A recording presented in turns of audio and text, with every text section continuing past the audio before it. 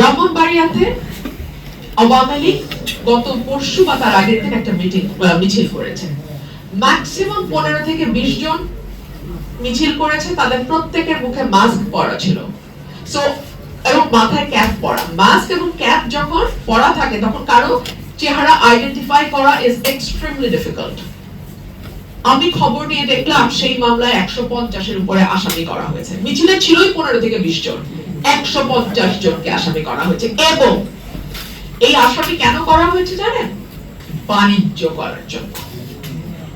বাণিজ্য করার জন্য ভয় দেখানো হয় ফোন দিয়ে, নাম কিন্তু দিয়ে দিব টাকা না দিলে, এত টাকা দিতে হবে।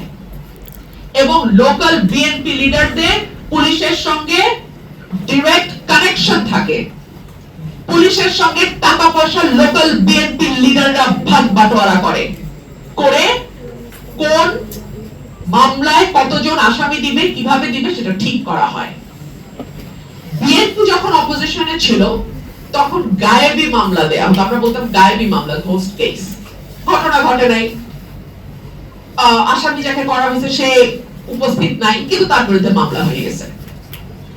তারই ধারাবাহিকতা যদি এখনো চলতে থাকে তাহলে আর এই অভ্যুত্থানেরই বা দরকার কি ছিল? তাহলে আমরা কোন নতুন বাংলাদেশ, নতুন রাজনীতি, নতুন সমাজ, নতুন চিন্তা ইত্যাদি ইত্যাদি ইত্যাদি কথা বলি? একই তো ঘটনা, বরং আরো খারাপ ভাবে ঘটছে। তখন অন্তত বাণিজ্য শব্দটা শোনা যায় নাই, এখন বাণিজ্য যুক্ত হয়েছে ভুয়া মামলার সাথে। আমরা দীর্ঘদিন একদলীয় শাসন দেখেছি, এখনো তার ধারাবাহিকতা চলছে।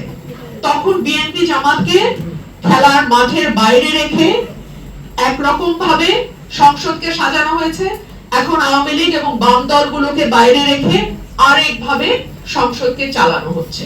This is all the same. আমি আগেও যা দেখেছি একদলীয় সংসদ, এখনো আমি সেই একদলীয় সংসদই দেখছি। এবং এটা আমি যেদিন সংসদে প্রথম যাই আমি বলেছিলাম